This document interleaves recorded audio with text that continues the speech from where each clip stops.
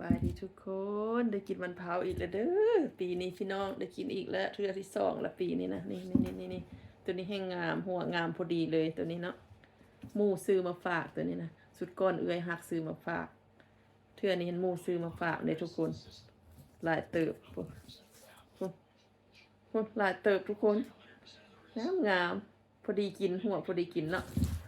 มาซีมน้ำดาหน้ามันสิหวานบ่ตัวนี้ซีมมันก่อนสิหวานบ่คืออยากก็ได้กินแต่เด้ทุกคนขอบคุณพระเจ้านี่ว่ามีหมูที่ดีแล้วก็มีเอื้อยหักที่ดีซื้อมันเผามาฝากโอ้ย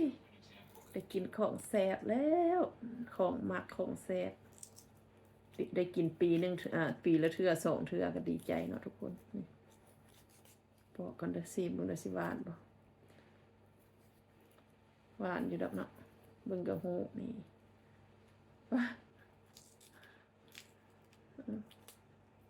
เอามือปอก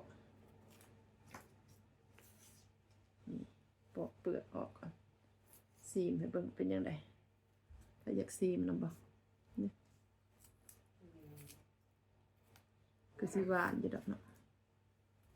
อันนี้คือยังอยู่เปลือกกัน